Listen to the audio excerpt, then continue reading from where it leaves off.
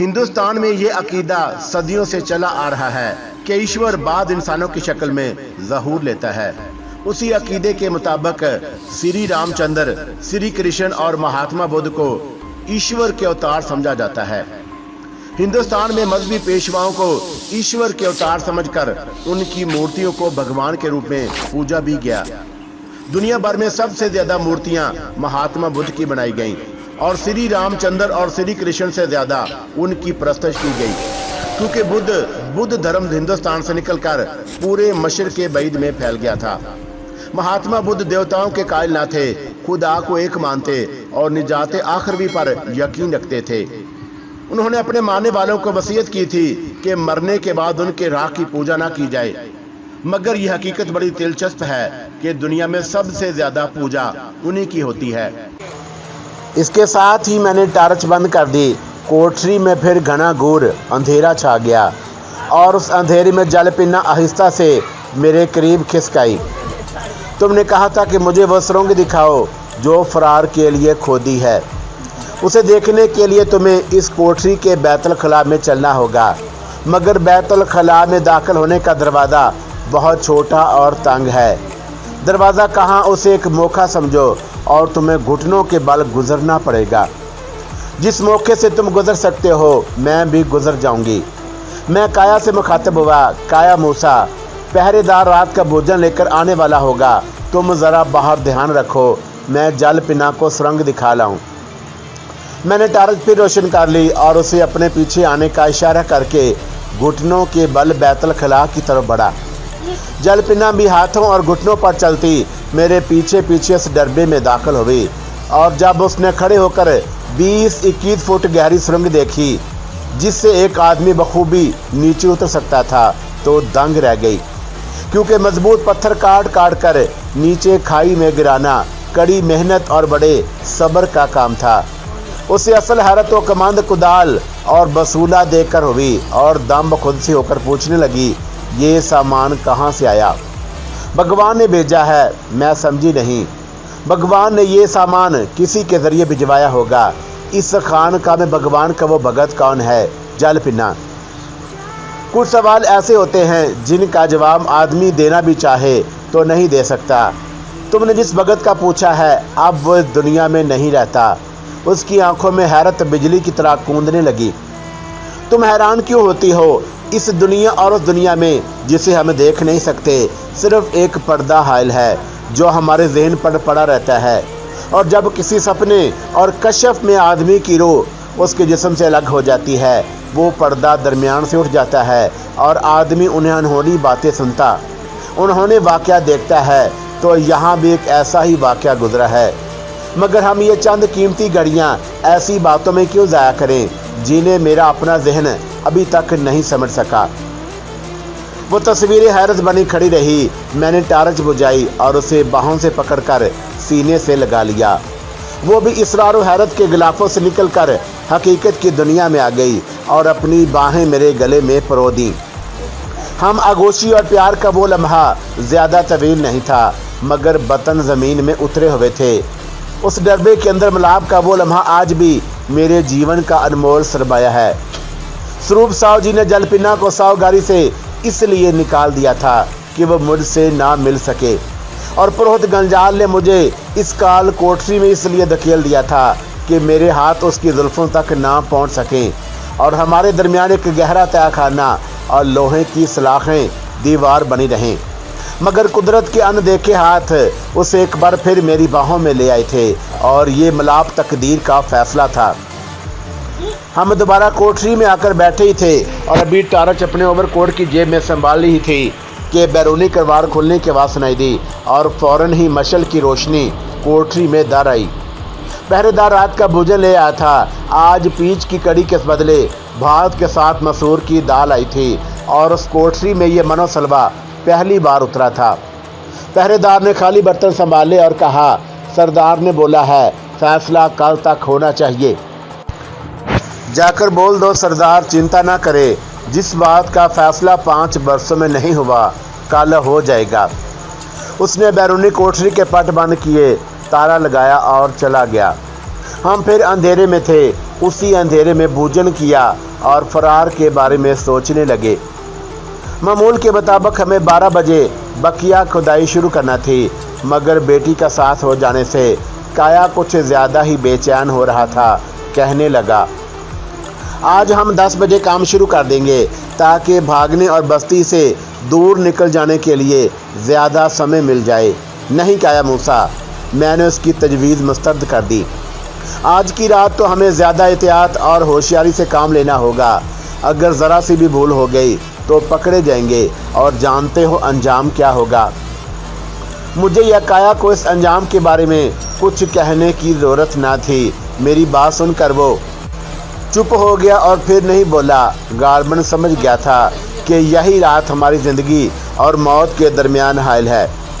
अगर हम फरार ना हो सके तो कल थापा बहादुर की बंदूक एक ऐसा सवाल करेगी जिसका जवाब कोई ना दे सकेगा, और अगर फरार होते होते पकड़े गए तो सज़ा मौत से ज़्यादा भयानक होगी। इसलिए हमें हर कदम सोच समझ कर उठाना। रात का अंधेरा, बिन केस बंदी घर से निकल जाना था। खुदाई शुरू करने के लिए अभी हमारे पास 3-3.5 घंटे और थे। ये समा काटने के लिए मैंने सोचा क्यों ना जलपिना की राम कहानी सुनाऊं। वो मेरे करीब ही दीवार से लगी बैठी थी। मेरा बाजू उसकी कमर के गिर्द हमायल हो गया। गंजाल ने एक दफ़ा कहा था कि तुम नाच भक्ति का चिल्ला काटोगी, मगर यहाँ तो आंगन टेढ़ा होने के कारण तुम नाचना भी भूल गई। उसने गलत नहीं कहा था कैशप, मैं यहाँ भी नाच का रियाज करती रही हूँ। मैं इसके जवाब से परेशान सा हो गया। बंदी घर में नाच का रियाज? ऊपर खानकाह के कमरे में भगवान बुद्ध और अंदर देवता की मूर्तियाँ हैं और शंकर उसी कमरे में मुझे नाच भक्ति का रियाज कराता रहा है।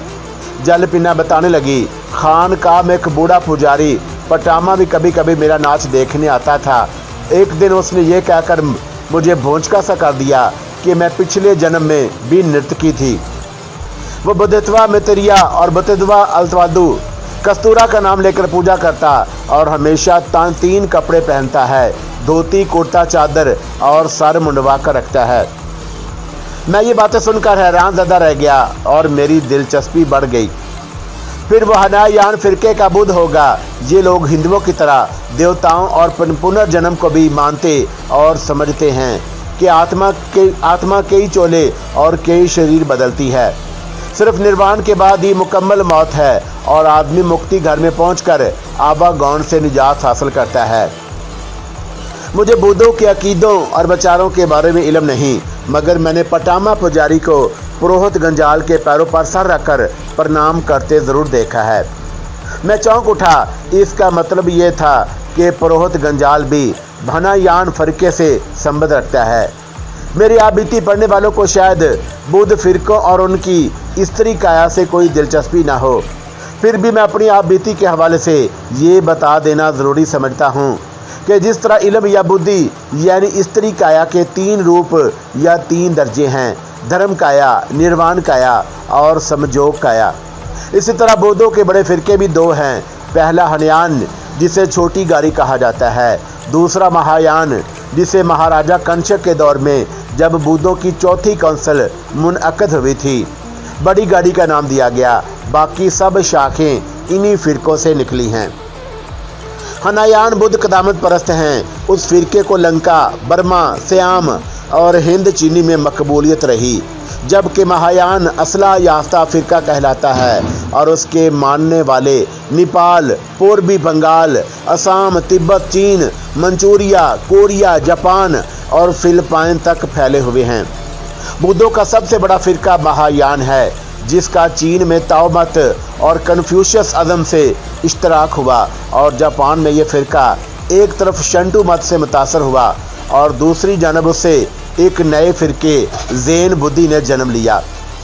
इसी तरह तिब्बत में जहाँ बुद्ध लोग कई हिंदू देवताओं को भी पूजते हैं, वहाँ ये विश्वास भी रखते हैं कि शाक्य मणि गौतम सिद्धार्थ की आत्मा दिलाई लामा में हलूल कर जाती है और बुद्ध इन अलामाओं के रूप में बार बार जन्म लेते हैं।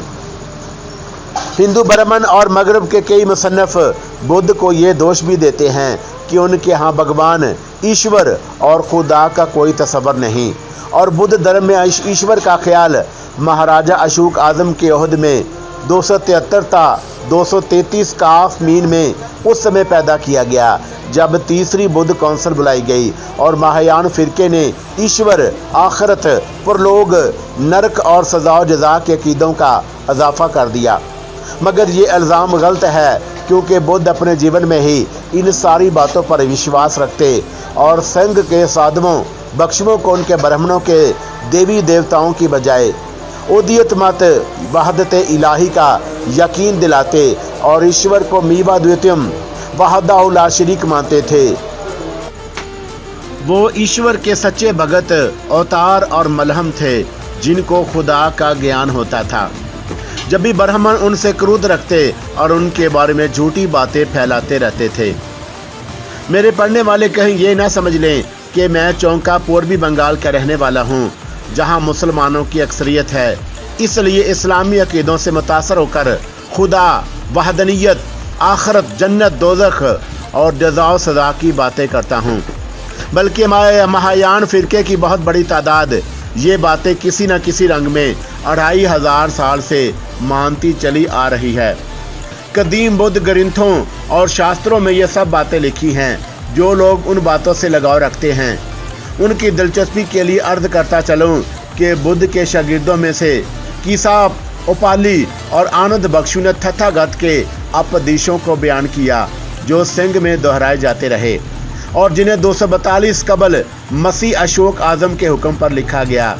बुद्ध के ये फ़लसफ़ियानी अक़वाल और पुरहिकमत बातें 3 हिस्सों पर मुश्तमिल हैं जो व्यान पटाक, सत पटाक और आबी धर्म पटाक कहलाते हैं और इन तीनों हिस्सों का मिलाकर जो किताब तैयार हुई उसका नाम त्रिपटाक रखा गया।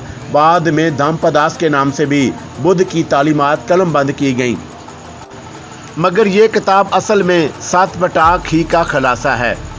अगर मेरे पढ़ने वाले धर्म और अकीदे के इस मुख्तसर बयान से उकता गए हों तो मैं उनसे माजरत और क्षमा चाहता हूँ।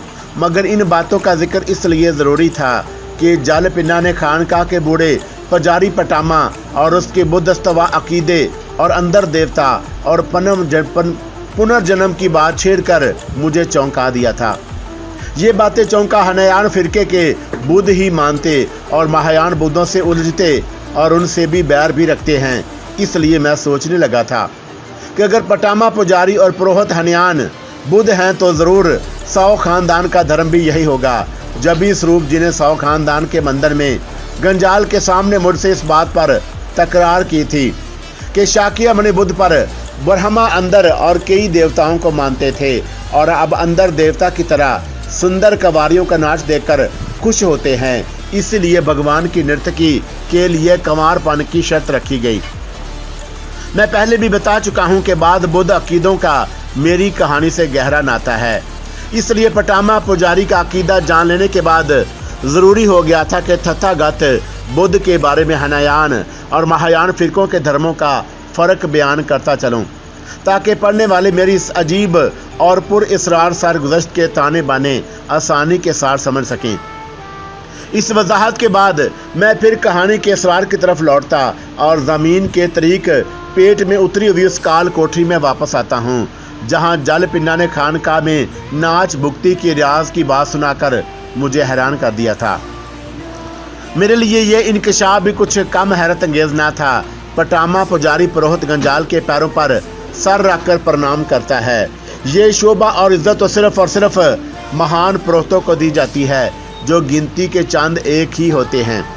उसे गंजाल की धार्मिक हसीयत और महासिंह का पता चलता और यह महिमा समझ में आता था कि असम का संथाली कबीला और कांगटू के नवाब उस पहाड़ी खानका के कबायली पहरेदार सरदार थापा समेत उसके इशारों पर क्यों नाचते हैं। ये बात मजीद हैरत का बायस थी कि थापा बहादुर अपने नाम से नेपाली था और नेपाल के बुद्ध महायान फ़िरके से ताल्लुक़ रखते हैं। फिर उसका पुरोहित गंजाल से क्या संबंध जो हनयान सिंह के तरीक पर चलता है। अचानक मुझे एक नई बात सूझी और मैंने पूछा, पुरोहित गंजाल कब आया था यहाँ? 13-14 दिनों के अंदर 2 बार आ चुका है, जाल पिन्ना ने बताया। मैं फिर चौंका। मुझे इस खानका में कैद हुए 13 ही दिन हुए थे। इसका मतलब है कि पहली बार वो उस रात थापा बहादुर का मेहमान बनकर आया था जिस रात मैं और बताया बख्शू खानकाह में तरे और पकड़े गए थे, थापा के साथ हमारा स्वागत करने के लिए पुरोहित गंजाल खुद मौजूद था। मगर मेरी गिरफ्तारी के दूसरे दिन वो सारूगारी लौट गया था और जालपिना इन्हीं अय्याम में उसकी दोबारा आमद का जिक्र कर रही थी। दूसरी बार कब आया था? 6-7 दिन पहले की बात है। मैं शंकर के साथ रियाज कर रही थी और पटामा पुजारी मुझे नाच भक्ति के बारे में बता रहा था कि अचानक दरवाज़ा खुला और मैं गंजाल को अंदर आते देखकर हैरान रह गई। अकेला था क्या? नहीं, स्वरूप जी साथ थे और मैं उन्हीं को देखकर हैरान हुई थी। मारे हैरत के मौछला और कौन था? शास्त्रु और पीगू भी थे। मैं समझी शायद वो लोग मुझे लेने आए हैं। फिर क्या हुआ? मेरी बेचैनी बढ़ गई। मैंने स्वरूप जी को प्रणाम किया। पटामा ने 24 तख़्त से उठकर उन्हें धन्यवाद कहा और बताने लगा कि मैं बड़ी लगन से नाच भक्ति का रियाज करती हूँ। मगर मैंने देखा कि स्वरूप जी कुछ खोए परेशान से थे।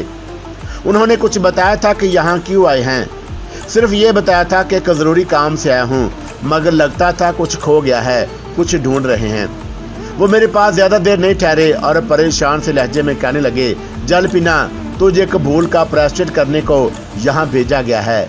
नाच भक्ति का चिल्ला पूरा कर और अपने मन से मोह माया का ख्याल निकाल दे, जभी तू साओगारी वापस जा सकती है। फिर जाने लगे तो पूछा, तुझे यहाँ कोई दुख तकलीफ तो नहीं? मैंने जवाब दिया नहीं, और ये गलत ना था क्योंकि खानकाह में मेरी हर ज़रूरत का ख्याल रखा जाता था। फिर वो लौट गए। मैं उसकी ज़ुबान से ये उदास सुनकर दंग रह गया। क्या स्वरूप जी यही समझाने आए थे कि तुम्हें के माया के जाल से निकलो? मैं खुद हैरान थी कि बात तो वो सायोगारी में भी कह चुके थे, फिर खानकाह में आकर समझाने की क्या ज़रूरत थी? जालपिन्ना एक पल के लिए रुकी, फिर बोली, मैंने बताया है ना, वो जैसे कुछ ढूंढते फिरते और जल्दी में थे। जब कमरे से बाहर जाने लगे तो पटामा पुजारी भी उनके साथ निकल गया, मगर शास्त्रों मेरे करीब आया। गालबन कुछ बताना चाहता था कि पुरोहित गंजाल ने फौरन उसे कमरे से बाहर धकेल दिया और शंकर ने दरवाज़ा बंद कर दिया। ये कहकर वो खामोश हो गई तो मैंने जो कुछ सोचा था वो बिल्कुल ठीक निकला। स्वरूप जी मुझे साओगारी से गैप पाकर परेशान हो गए और शास्त्रों ने भी उन्हें बता दिया था कि मैं जालपिना के पीछे पहाड़ी खानकाह की तरफ चला गया और गालबन किसी मुसीबत में फंस गया हूँ। वो गंजाल, शास्त्रु और पीगू को लेकर खुद मेरी तलाश में निकले और खानकाह में आ पहुँचे। मगर गंजाल को ये दड़का तो पहले ही से होगा कि मुझे तलाश किया जाएगा और तलाश करने वाले यहाँ तक भी आ जाएंगे। लिहाजा उसने सरदार थापा और उसके कबायली पहरेदारों को पहले ही ताकीद कर दी होगी कि मेरे बारे में किसी को कुछ बताया ना जाए। स्वरूप जी ने खानकाह और उसके साथ बंदी घर के सारे कमरे एक एक करके देख लिए। सरदार थापा और पहरेदारों से पूछगुछ की होगी और जवाब यही मिला होगा, थारो कैशप नाम का कोई आदमी खानकाह तो क्या उसकी बस्ती में भी नहीं आया। सबसे मोतबर गवाही पटामा पुजारी की होगी, जिसने मुझे देखा तक नहीं था। उसने भगवान की सौगंध खाकर कहा होगा कि मेरे बारे में कुछ नहीं जानता। इस तरह गंजाल ने स्वरूप जी को विश्वास दिलाया होगा कि मैं खानकाह तक पहुंच ही नहीं सका, शायद रास्ता भूलकर किसी दूसरी तरफ निकल गया हूँ। स्वरूप जी, शास्त्रों और पीगों में से किसी को ख्याल भी नहीं आया होगा कि इस खानकाह के पेट में नाफ जमीन तक उतरा हुआ कोई हौलनाक तय खाना भी हो सकता है, जहाँ दिन की रोशनी और ताज़ा हवा का गुजर नहीं। और मैं एक बदनसीब बंदी के साथ इसी भयानक तय खाने की काल कोठरी में बंद हूँ। अपने नाटक में कामयाबी का रंग भरने के लिए गंजाल ने गूंगे बख्शू मदाया को तो ख़त्म कर दिया या फिर खानकाह से बाहर किसी दूसरी जगह भिजवा दिया होगा ताकि मेरे साथ उसका भी कोई खोज ना मिल सके। गोया गंजाल ने जिंदा आदमियों की किताब से मेरा नाम भी खारिज कर दिया। जब छानबीन के बाद भी मेरा कोई सुराग ना मिला होगा, उन तीनों की चिंता बढ़ गई होगी और खानकाह से निराश लौटकर ना जाने में मुझे कहाँ कहाँ ढूंढ रहे होंगे। हो सकता है कि स्वरूप जी ने पीगू को चुपके मेरी तलाश के लिए बाटीपारा की तरफ भी दौड़ा दिया हो और जब सुंदरमती ने मेरी गुमशुदगी की खबर सुनी होगी, उसके दिल पर क़यामत बीत गई होगी। तो ये था जस्तजू का अंत, इस दौड़ धूप का अंजाम जो स्वरूप जी ने, शास्त्रों ने, पीगू ने मेरे लिए की थी। और इस काल कोठरी के अंधेरे में मुझे जिस अंदेशे का ज्ञान हुआ था वो बिल्कुल उसी तरह ज़हूर में आया। जैसे मैंने सोचा था, सांप रास्ता देता नहीं, रास्ता रोक लेता है। और गंजाल ने भी मेरी तलाश का रास्ता रोक लिया और किसी को ज़हर ज़मीन तय खाने में उतरने ही नहीं दिया था, जहां उसने मुझे तड़प तड़प कर सिसक सिसक कर मरने के लिए बंद कर रखा था। मेरा ज़हन अभी इन्हीं बातों में उलझा हुआ था कि अचानक जालपीना कहने लगी, कैशव, मैंने तुम्हें ये तो बताया ही नहीं कि मुझ पर सारी मुसीबत स्वरूप जी के कारण टूटी और मैं उन्हीं की आज्ञा पर इस खानकाह में भेज दी गई। मैंने सोचा था कि यहाँ से लौटते समय जब वो मुझे मिलने आएंगे उनसे पूछूंगी, अगर मैं उनकी बेटी होती तब भी वो मुझे तुमसे प्यार करने से रोक देते, मगर वापसी पर वो मुझसे मिले ही नहीं। जिस तरह अचानक आए थे उसी तरह अचानक लौट गए। तुम्हारे रंगामती चले जाने के बाद पुरोहित गंजाल ने उन पर यह बात खोल दी थी कि मैं तुमसे प्रेम करती हूँ। सोचती थी वो भले आदमी हैं, उन्हें सब कुछ बता दूंगी और विनती करूंगी कि मुझे कैशव बाबू से ब्याह की आज्ञा दे दें तो मान जाएंगे। मगर वो मेरे प्रेम की बात सुनते ही सूखी लकड़ी की तरह जल उठे और बड़े क्रोध में बोले, भगवान की नर्तकी किसी से प्रेम नहीं कर सकती, किसी मर्द का तस्वर भी उसके लिए पाप है। प्रेम पाप क्यों है? मैंने पूछा। प्रेम पाप नहीं, वो बोले, मगर तेरे लिए पाप से भी बढ़कर है, क्योंकि भगवान ने तुझे अपने लिए पसंद कर लिया है। मैं तो कैशव बाबू को अपना भगवान मानती हूँ। कैशव का ख्याल दिल से निकाल दे। अगर मैं ऐसा ना कर सकूं फिर तुझे सावगारी से निकलना होगा। मुझे शक हुआ कहीं उनके आसपास इस बर्ताव का कारण सुंदरमती ना हो, क्योंकि सावगारी आते ही उसने तुम्हारा रिहायशी कमरा बदल दिया और तुम्हें ऊपर ले गई थी। इसलिए मैंने सवाल किया कि आपने कैशव बाबू को सुंदरमती के लिए पसंद कर लिया है। ये सुनते ही वो तड़प उठे, तुझे ये पूछने का अधिकार नहीं कि मैं सुंदरमती के लिए किसको पसंद और किसको नापसंद करता हूँ। मैंने उनके सामने हाथ जोड़ दिए और कहा, ये बात मैंने इसलिए पूछी है कि अगर आप कैशव जी को सुंदरमती के लिए पसंद कर चुके हैं तो भी मुझे उनसे दूर ना करें, मैं उन दोनों की दासी बनकर रह लूंगी। जलपना की जुबान से ये अल्फाज सुनकर मैं जी उठा। मेरी आत्मा में रोशनी का एक नया दर खुल गया और मैंने बेचाकर होकर पूछा, तुमने क्या यह कहा? ये हाँ, मैंने कहा, इसलिए कहा कि कभी दो अलग अलग राहें भी एक ही मंजिल पर पहुंचती हैं। जलपना के इस जवाब में उसके प्रेम की मुंतक भी थी और प्यार की वो वारफ्तगी भी जो हर शय और उस हस्ती को औरत का महबूब बना देती है जिससे उसका बरहमा दिलचस्पी रखता है। मुझे यूं लगा कि वह सचमुच महेश्वरी है और उसके वजूद के सिवा संसार में और कुछ नहीं। और इसी एहसास की शिद्दत में सरशार होकर मैंने ये जानते हुए भी कि काया पैंथा हमारे पास ही बैठा बड़ी मुहैयत से हमारी बातें सुन रहा है, जलपन्ना को अपने बाजों में खींच लिया और उसे प्यार किया और कहा, जलपन्ना, आकाश की नीली किताब पर जो कुछ लिखा है मैं उसे पढ़ तो लेता हूँ, मगर उसकी तहरीर बदल नहीं सकता। और इस किताब में मेरे और तुम्हारे सिवा कुछ और नाम भी साथ साथ लिखे हैं। ये बात सुनकर उस पर प्यार और दूसरे सरूर की एक सनसी तारी हो गई और मैंने उसके जिस्म की एक सनसनी को अपने बाजू में महसूस किया। फिर वो मेरी गिरफ्त से निकलकर दीवार से लाकर बैठ गई और मैंने पूछा, जब तुमने दासी बनकर रहने के लिए कहा तो स्वरूप जी ने क्या जवाब दिया? वो तो मुझसे इसी बात पर नाराज थे कि मैं तुमसे प्रेम करती हूँ। कहने लगे कि तू सिर्फ भगवान की दासी है, किसी और की नहीं, क्योंकि मैंने तर्क मोहब्बत से इनकार कर दिया था।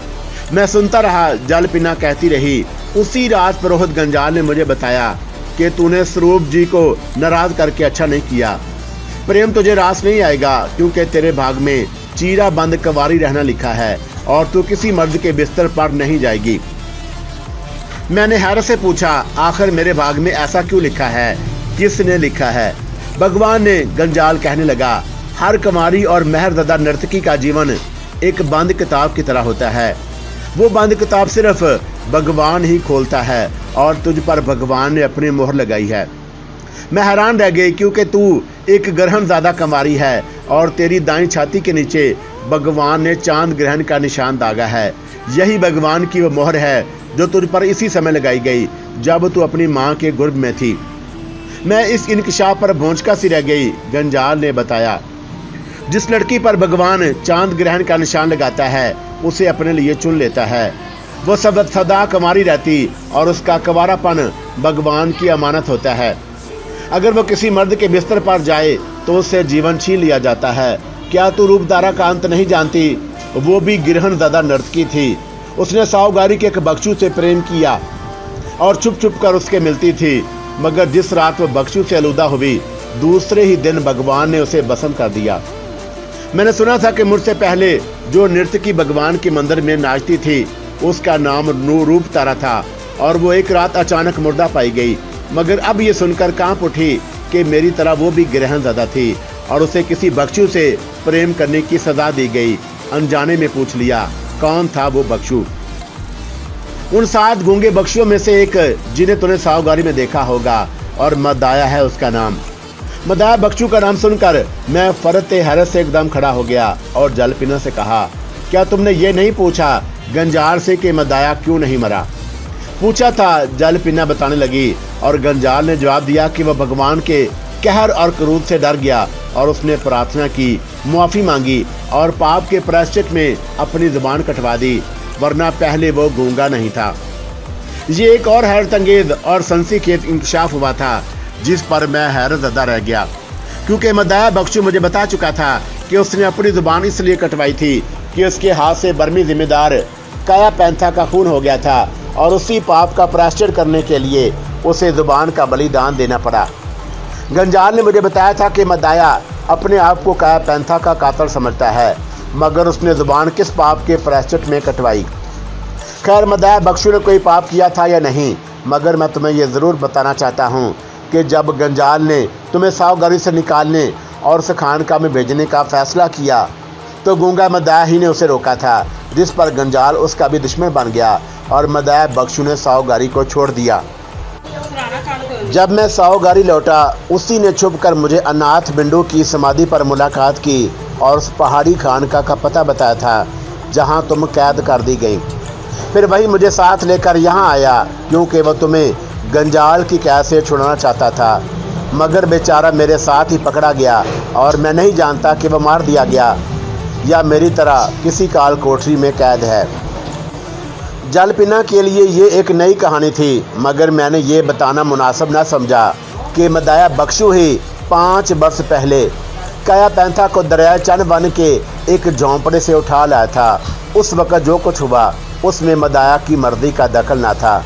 फिर भी वह अपने फेल पर शर्मिंदा और उसी भूल का बदला चुकाने के लिए जलपिना की रिहाई चाहता था। वो मदाया बख्शू की हमदर्दी और गिरफ्तारी का सुनकर परेशान हो गई और मैं दोबारा उसके पास बैठ गया तो बोली, कैशव, तुम ये सुनकर हैरान होगे कि मैं यहाँ कैद नहीं थी और तुम्हारी जुदाई के सिवा मुझे इस खानका में आने का कोई गम न था। दरअसल पुरोहित गंजाल ने रूपतारा के अंत का इंकशाफ करके मुझे डरा दिया और मैं नहीं चाहती थी कि मेरी वजह से तुम पर कोई कष्ट आए। जब भी कुछ समय के लिए यहाँ आना कबूल कर लिया, ना जाने वो कौन सी पुरअसरार ताकत थी जिसने मुझे साहूगारी से निकलने पर मजबूर कर दिया। कई दिन तक मेरे दिमाग पर एक धुंध सी छाई रही और बार बार एक आवाज़ सुनाई देती रही कि मैं नाच भक्ति के सिवा सब कुछ भूल जाऊं, अपने आप को भूल जाऊं, तुम्हें भूल जाऊं, क्योंकि मैं भगवान की नर्तकी हूँ, ग्रहण ज़दा हूँ, कंवारी हूँ और सदा कंवारी रहूँगी। और मैं एक बंद किताब हूँ और ये बंद किताब ज़र्फ़े भगवान ही खोलेंगे। मगर यहाँ आकर मैं तुम्हें भूल सकी, ना अपने आप को, और कभी कभी खुद ब खुद पुकार उठती थी, मैं सिर्फ कैशव की हूँ। एक दिन जब मेरे पास सिर्फ पटामा पुजारी था, मैंने उससे सवाल किया कि भगवान किसी लड़की के शरीर पर चांद ग्रहण का निशान क्यों लगाता है। पटामा पुजारी ने बताया, ग्रंथों और पुराणों में लिखा है, जब धरती पर कोई ख़ास वाक़या होने वाला हो तब चंद्रमा को ग्रहण लगता है, और ग्रहण इसलिए लगता है कि सूर्य देवता और ब्रह्मा देवता एक दूसरे के आमने सामने होकर जंग लड़ते और चांद पर अंधेरे की चादर डाल देते हैं। उस अंधेरे में चंद्रमा धरती पर नया जन्म लेने वाली रूहों को देखता और जिसे अपने लिए पसंद कर लेता है उस पर ग्रहण का निशान लगा देता है। अचानक उसने पूछा, तेरी माँ का नाम क्या था? चंद्रबाला, मैंने जवाब दिया। वो बोला, फिर तो तेरी माँ का चंद्रमा यानी सोम देवता से गहरा संबंध था और आकाश काया में चंद्रकला चांद के 16वें हिस्से को कहते हैं। इसलिए जब तो अपनी माँ के गर्भ में थी, चांद ग्रहण की रात सोम देवता ने तेरे शरीर के 16वें दर्जे पर निशान लगाया और सोम देवता सुंदर लड़कियों और नारियों से प्रेम करता है और शास्त्रों में लिखा है। अगले वक्तों में सोम देवता ने अपने गुरु बृहस्पति की सुंदर औरत तारा पर आशिक होकर उसे बहकाया और अपने घर में डाल लिया था। बृहस्पति गुरु इसके लिए कहलाता है। वो देवताओं का उस्ताद भी है और पुरोहित भी। अगर देवता क्रोध, गुस्से और जलाल में हों तो वह इंसानों की सिफारिश करके उनके जोश को धीमा करता है। जब सोम देवता तारा को भगाकर ले गया तो बृहस्पति ने अपने हामी देवताओं को बुलाया, जिनमें अंदर देवता सबसे आगे था। मगर सोम यानी चंद्रमा ने तारा को वापस करने का इनसे इनकार कर दिया और उसके भी हामी देवता उश, नसरुद्र, वानु और कई दूसरे जमा हो गए और तारा के लिए देवताओं में बड़ी खौफनाक जंग हुई, जिसे तारकाने के नाम से याद किया जाता है। उस जंग से धरती कांप उठी। आखिर ब्रह्मा देवता ने इल्तिजा करके लड़ाई बंद करवाई और सोम देवता से कहा कि वह तारा को उसके पति बृहस्पति के हवाले कर दे। सोम ने बादल नखवास्ता बृहस्पति की सुंदर औरत उसे लौटा दी, मगर इस असना में तारा हामला हो चुकी थी। उसने बड़ा ही खूबसूरत बच्चा जना, जिसकी काली आंखें देखने वालों का दिल खींचती थी। बृहस्पति और सोम दोनों बच्चे का बाप होने का दावा करते थे। ये झगड़ा ख़त्म करने के लिए ब्रह्मा जी तारा के पास गए और कहा, सिर्फ तू जानती है कि बच्चे का बाप कौन है, इसलिए सच बोल दे। मैं सोम देवता से अवला हुई थी। तारा ने बताया।